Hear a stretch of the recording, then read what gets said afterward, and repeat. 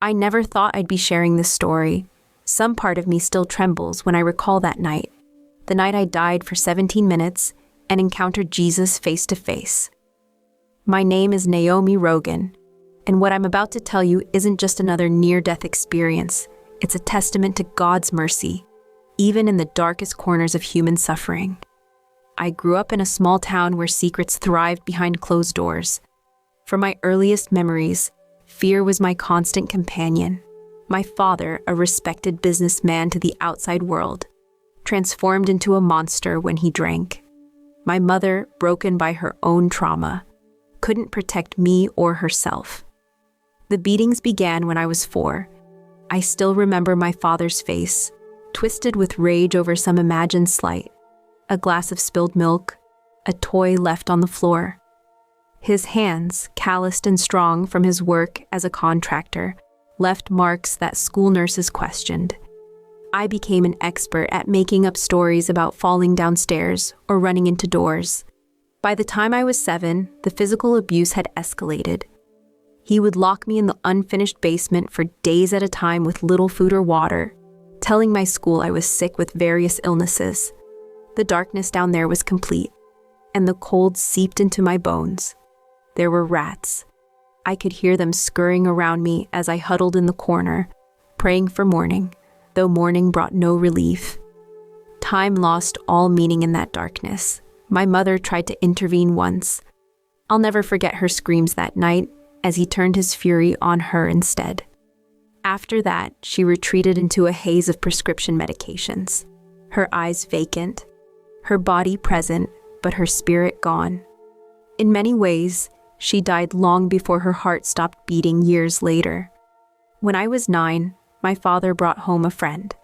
That was the first night I learned there were worse things than beatings. The pain was excruciating, the violation complete.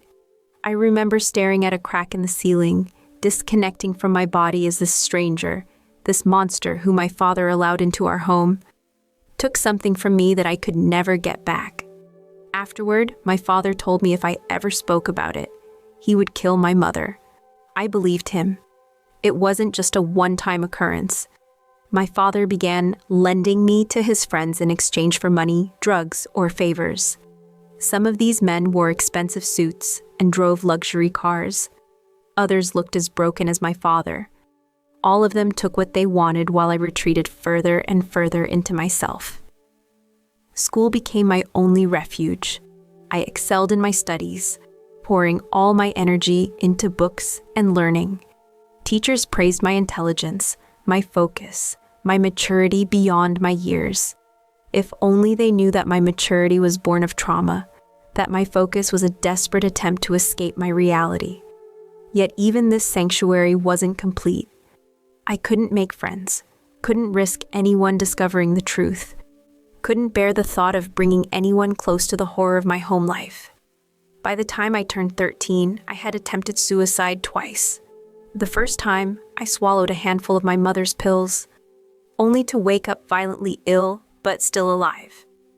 The second time, I tried to cut my wrists in the bathtub, but my father found me and beat me so severely, I spent 3 days unable to move from my bed. He never took me to a hospital, no matter how badly I was hurt. Hospitals asked questions. Religion was a complicated matter in our household. My father claimed to be a Christian and even took us to church on Easter and Christmas, wearing his Sunday best and smiling at the pastor.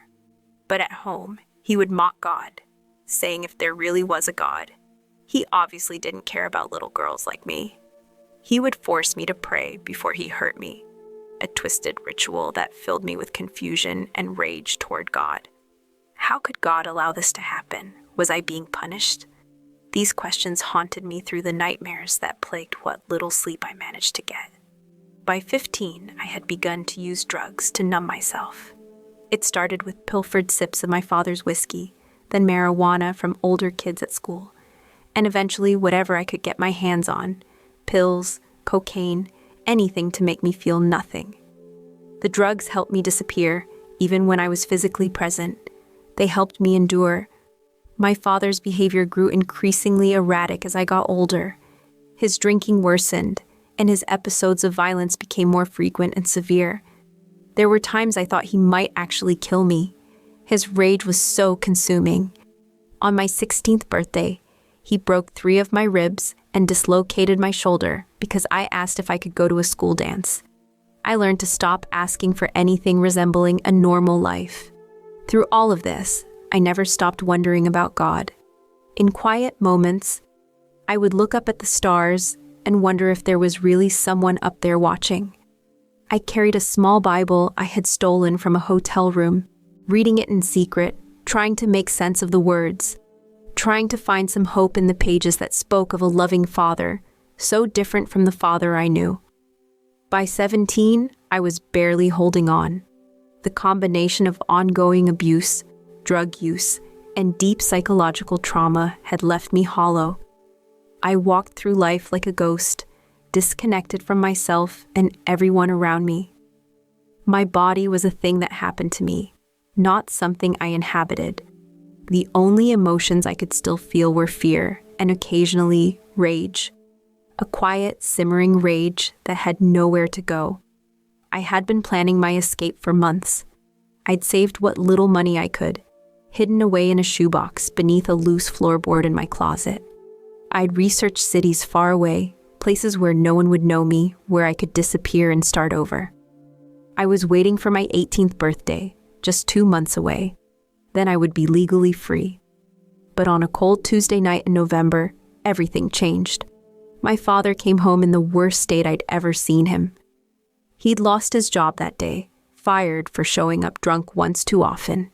His eyes were wild, unfocused, as he staggered through the door. My mother was working the night shift at the convenience store. Her meager income the only thing keeping food on the table. I was alone with him. I tried to retreat to my room, but he caught me by the hair, yanking me backward with such force that I fell to the floor. "This is your fault," he slurred, his breath hot and sour with alcohol. "Everything is your fault." The beating that followed was unlike any before. There was a frenzy to it, an abandon that suggested he had crossed some final line in his mind. Fists became boots as I curled into a ball on the floor, trying to protect my head, my vital organs. I could feel ribs crack, could taste blood filling my mouth. At some point, he grabbed an empty liquor bottle and brought it down on my head. The world went briefly white, then dark. I don't know how long I was unconscious, but when I came to, he was gone. The house was silent except for the ticking of the clock in the hallway. I tried to move and nearly blacked out again from the pain. Everything hurt. I could feel blood matting my hair, trickling down my face. Breathing sent sharp pains through my chest. With tremendous effort, I dragged myself toward my bedroom. I needed my stash, not the money this time, but the drugs. I had some pills hidden with the cash. Powerful ones I'd been saving for a truly unbearable night. This qualified. I just needed the pain to stop, needed to float away from this broken body. I managed to reach the floorboard to retrieve the small plastic bag of assorted pills. I didn't bother counting or identifying them. I just swallowed them all, dry, my throat working against the pain to get them down. Then I collapsed onto my bed, waiting for the chemicals to take me away. As the drugs began to take effect, a strange calm settled over me. The pain didn't disappear, but it became distant, as if it belonged to someone else. My thoughts turned strangely clear.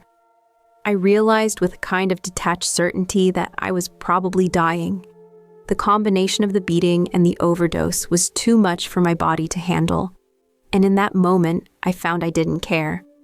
Death would be a release, an escape more permanent than any city far away could offer. My breathing grew shallow, each inhale a struggle. My heartbeat felt erratic, sometimes racing, sometimes seeming to pause for too long. The room around me began to blur and darken at the edges. I had time for one final, coherent thought. God, if you're real, I'm about to find out. Then darkness took me completely. The first thing I became aware of was the absence of pain. After years of living with pain as my constant companion, physical, emotional, spiritual, its sudden disappearance was shocking. I felt light, unburdened, as if weights I hadn't even known I was carrying had been lifted from me. My consciousness seemed to expand, becoming aware of my surroundings in a way that was unlike normal vision. I could see my body below me on the bed, broken and still. The sight should have been horrifying, but I felt oddly detached from that damaged shell. It didn't feel like me anymore. I was floating near the ceiling of my bedroom, looking down at the scene. My body lay crumpled on the blood-stained sheets, one arm hanging lifelessly over the edge of the bed. My face was almost unrecognizable, swollen and discolored, dried blood crusting around my nose, mouth, and the gash on my forehead. The room was dark except for the pale blue light of the moon coming through the window, casting long shadows across the floor. As I observed this scene, I became aware that I wasn't alone. There was a presence with me, though I couldn't see anyone.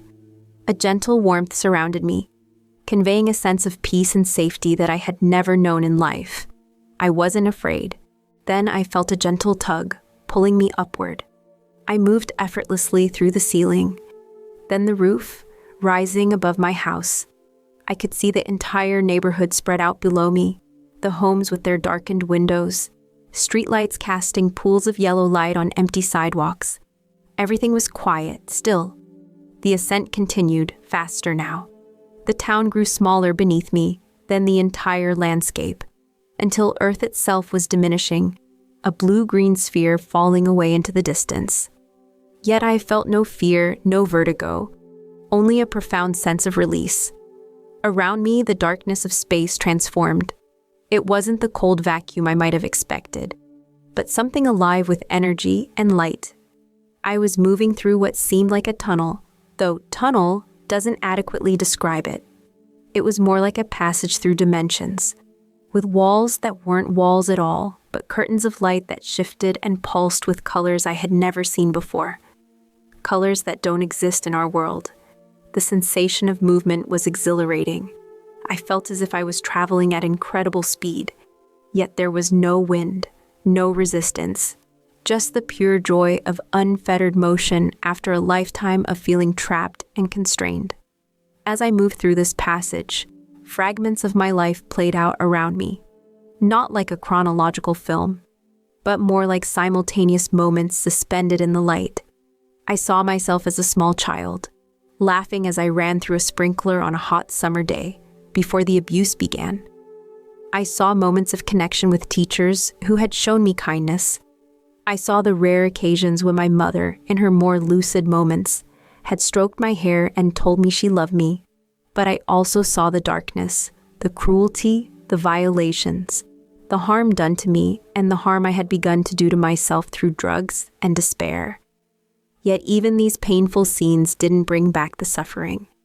I viewed them with a strange objectivity, understanding that they were part of a story that no longer defined me.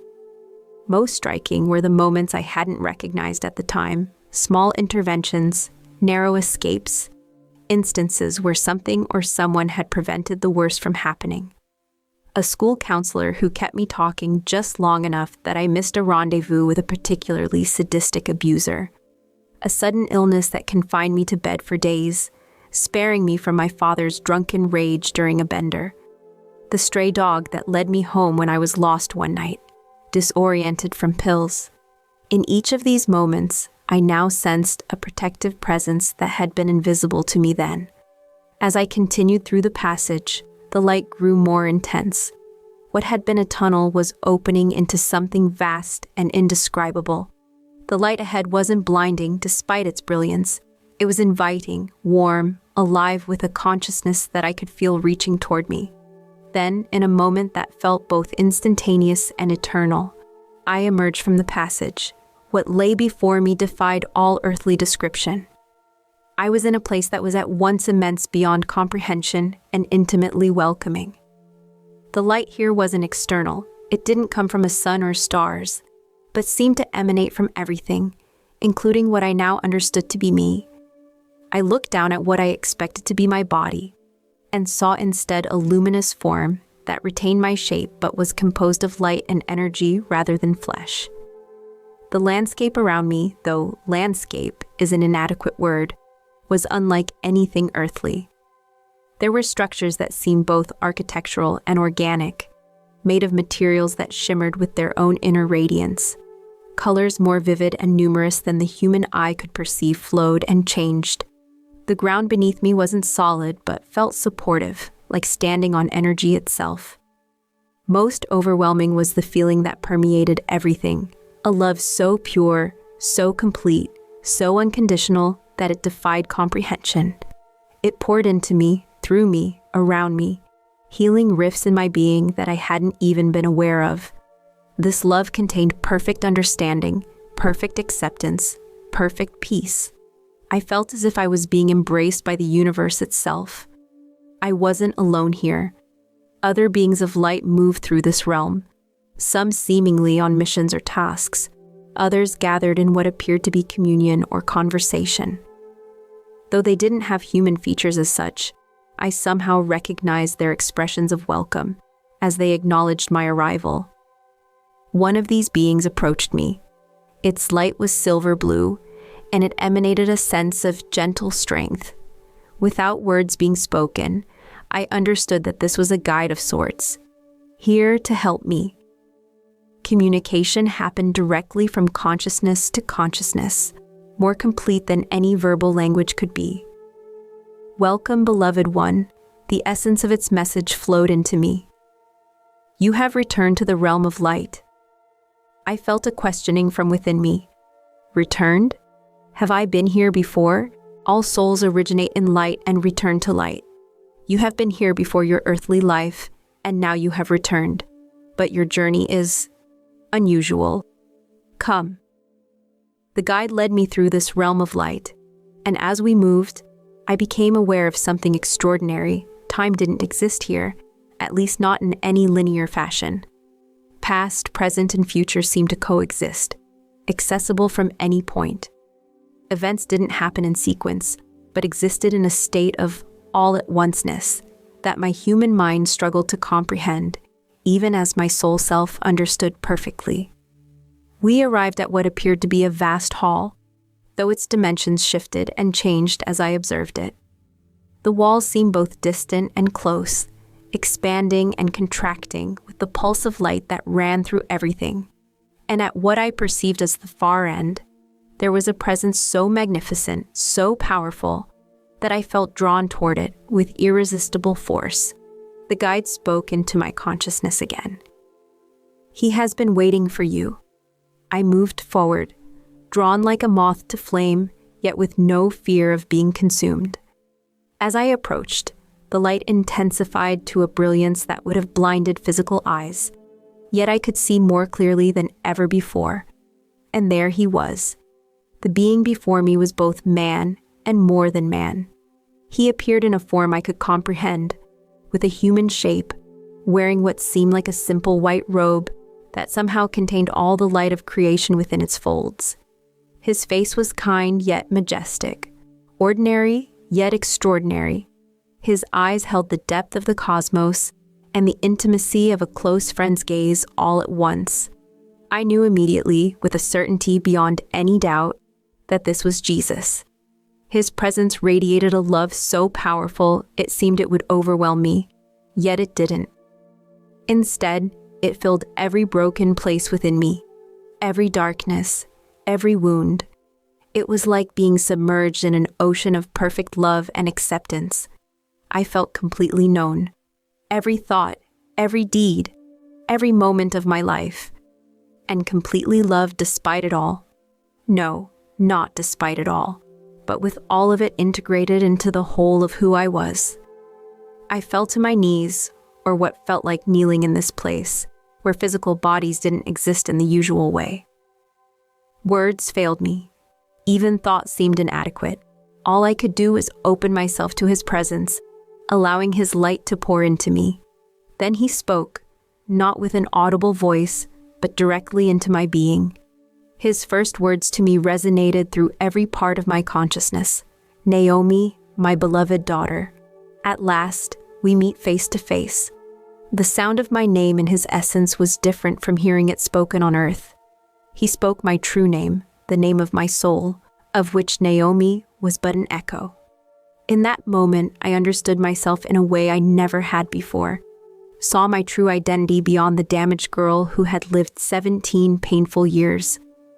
Tears would have flowed if I'd had a physical body. Instead, waves of emotion radiated from my being: gratitude, awe, unworthiness, and most of all, an overwhelming relief at finally being home. Why me? The question formed in my consciousness. Why would you care about me after everything? Jesus' response came with an immediacy that made it clear he knew my question before I had even formed it. I have always cared, Naomi. I have never left your side, not for a moment of your life. Every tear you've shed, I have collected. Every wound inflicted upon you, I have felt. Every cry in the darkness, I have heard. Images flowed between us then, moments from my life where I had felt most abandoned. But now I saw them from a different perspective. I saw Jesus there in the basement with me as I huddled in fear, his arms around me though I couldn't feel them then. I saw him weeping as men violated my body, his rage at the evil being done, his light trying to break through to me. I saw him catch me when I tried to end my life, gently guiding me back when it wasn't yet my time. But why didn't you stop it? The question contained all my pain, all my years of feeling abandoned by God. His response wasn't defensive, but filled with a sorrow as deep as my own. Free will is both humanity's greatest gift and its heaviest burden. I will not override it, even when it is used to cause harm. But know this, what was done to you was never my will. It broke my heart as it broke yours. Then what was the purpose? My question wasn't accusatory now, but genuinely seeking understanding. Purpose is found not in suffering itself, but in what can emerge from it. Gold is refined by fire. The soul is sometimes forged in pain, but make no mistake, I never will the fire. I only promise to be in it with you and to bring beauty from the ashes. As he spoke, I began to perceive something of the larger tapestry my life was woven into. The millions of interconnected threads, the ripple effects of every action and choice, extending far beyond what any human perspective could grasp.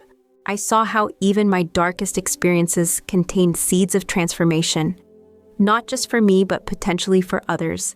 Jesus continued, his essence gentle yet fervent with the importance of what he was conveying. Naomi, you have lived with a distorted image of who I am. The men who claimed to know me while causing harm, they did not represent me.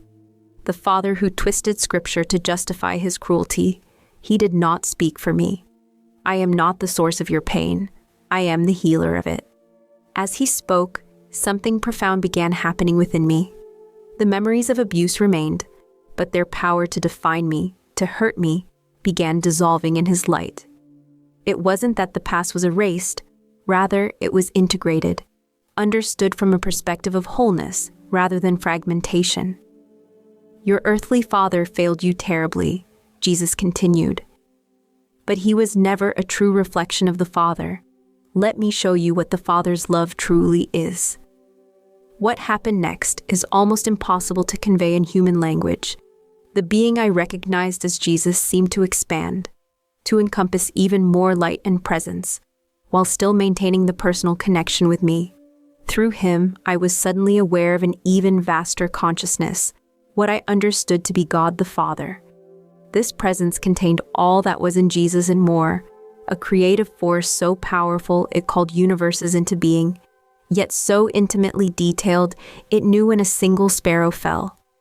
I felt myself held in this infinite awareness, cherished beyond anything I could have imagined. This was what a father's love was meant to be, protective, nurturing, delighting in his child, wanting only good for her. Waves of healing continued to wash through me. The damage done to my sense of worth, my ability to trust, my understanding of love, all were being restored to their original design. I was being shown who I truly was, who I had always been beneath the layers of trauma and pain, a beloved daughter of unimaginable worth.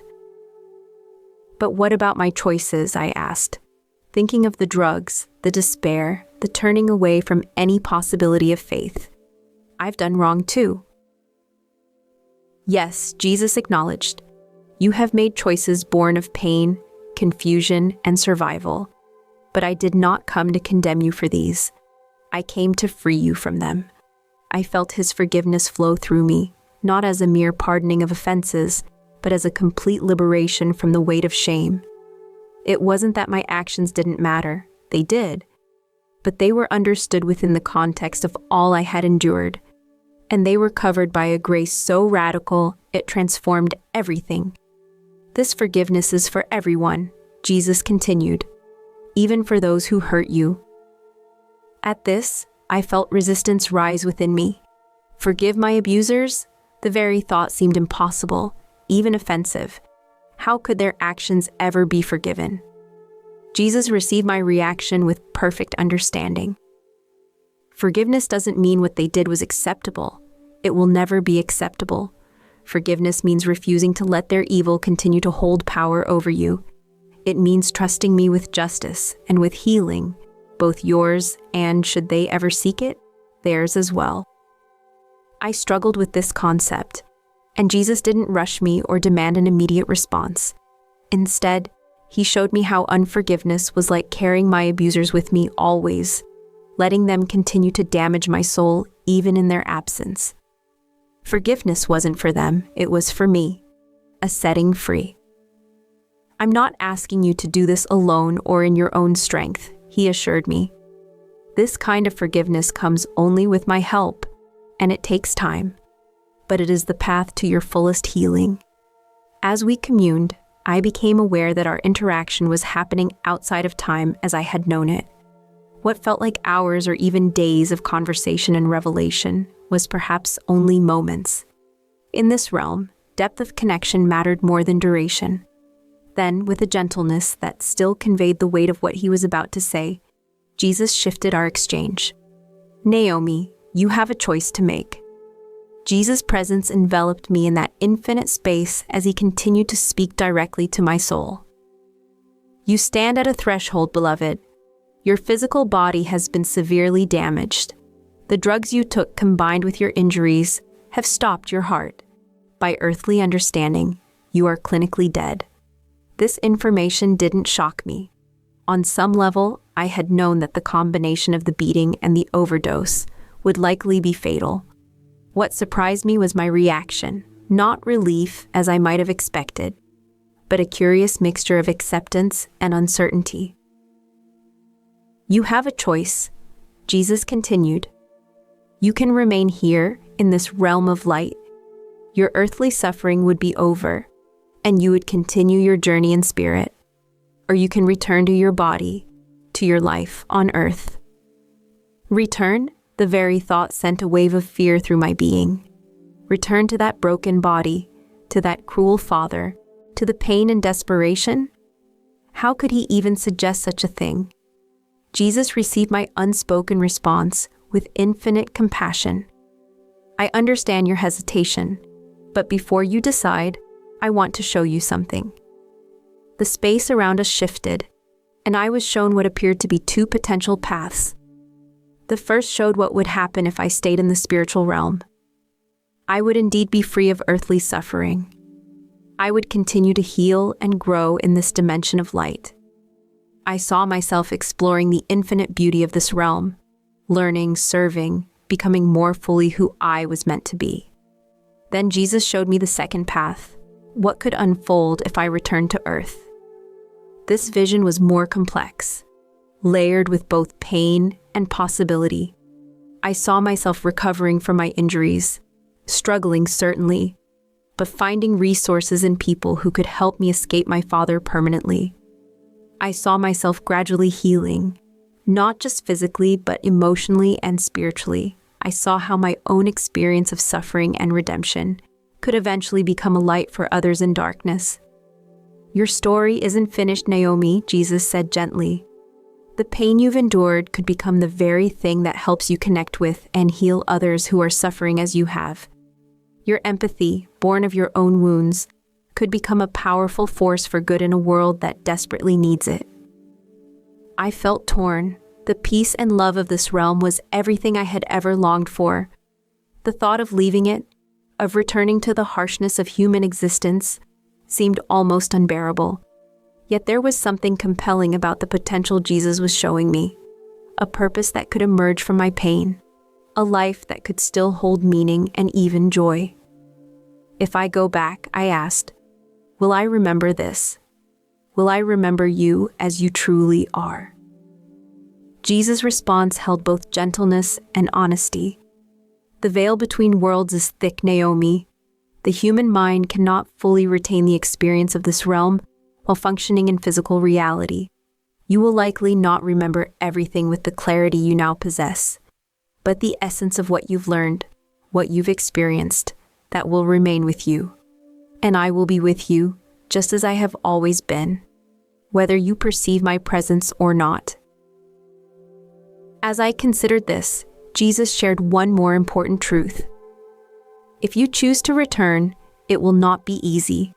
Healing rarely follows a straight path. There will be setbacks and struggles, but you will not face them alone. I will provide what you need. When you need it, people will come into your life who can help. Doors will open that you cannot now imagine. I felt his absolute sincerity. This wasn't a guarantee of a trouble-free life. It was a promise of presence and provision through whatever came. The choice is yours, Naomi. There is no judgment either way. Both paths have purpose and meaning. In that moment of decision, several realizations crystallized within me.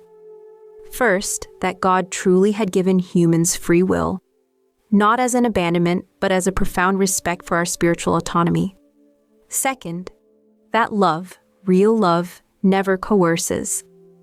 And third, that perhaps the greatest act of faith isn't believing in God's existence, but believing in his goodness, even when returning to a world where that goodness isn't always apparent. The decision formed within me, not as words, but as an intention that Jesus immediately understood. You choose to return. Yes, I confirmed. If my story can somehow help others, if my life can still have meaning beyond the suffering, then I want to try. Jesus' response radiated approval, though it would have been the same had I chosen differently. His love was truly unconditional. There is courage in this choice, Naomi. Remember what you have seen and felt here. Remember who you truly are. Remember that I am always with you, even in your darkest moments. He moved closer then. If such a thing were possible in a realm where space worked differently than in the physical world, his light intensified around me, and I felt what I can only describe as an embrace that contained all the comfort, security, and acceptance I had never found on Earth. Before you return, I have gifts for you. First, healing for your spirit. The wounds in your soul run deep, and while their complete healing will be a process that unfolds over time, I am placing within you now a seed of wholeness that can never be destroyed.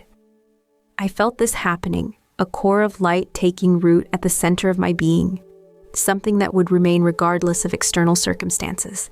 Second, I give you new eyes, the ability to recognize my presence in the world, to see beyond the surface of things to the deeper reality beneath. This perception may come and go, but when you need it most, it will be there. Something shifted in my awareness, a new depth of vision forming. And third, I give you my peace. Not as the world gives, but a peace that transcends understanding, a profound tranquility settled into the very fabric of my being, not erasing my capabilities for other emotions, but providing a foundation beneath them all. As these gifts integrated into my essence, Jesus had one final message for me. Naomi, you have asked why I didn't stop the evil done to you. While I've explained about free will, there is something more you should understand. Evil exists in your world, but it does not triumph in the end. The story is still being written, and I promise you this. I am making all things new. Every tear will be wiped away. Every wound will be healed. Justice will come. Love will have the final word. This is my vow to you and to all creation." With those words resonating through my being, Jesus placed his hands on either side of what would have been my face in physical form. A blessing flowed from him into me, pure love, pure light, pure truth. Then he spoke a final directive. "Now, return." I felt myself begin to move backward, away from his immediate presence, though the connection between us remained unbroken. The realm of light began to recede, or perhaps I was the one receding from it. The tunnel through which I had traveled appeared again, but now I was moving in the opposite direction. The journey back was swift yet gentle. As I approached the physical realm, I could sense my broken body waiting below. For a moment, hesitation returned. Could I really re-enter that damaged vessel, that painful existence? But the peace Jesus had given me remained, and I knew this was the right choice, however difficult. As I drew closer to my physical form, I felt the limitations of flesh beginning to reassert themselves. The boundless awareness I had experienced began to narrow, to focus, to compress into the confines of a human brain. The perfect clarity I had known began to blur at the edges, though the core truths remained. Then, with what felt like a sudden rush of wind and pressure, I was back. Pain was the first sensation that greeted me, sharp, throbbing, all-encompassing pain that radiated through every part of my body. After the freedom and lightness of the spiritual realm, the heaviness of flesh felt like being encased in lead. Every nerve ending screamed in protest as consciousness returned to my battered form. I gasped, my lungs burning as they struggled to draw in air. The simple act of breathing, which I had never had to think about before, now required conscious effort. My eyes flew open to darkness.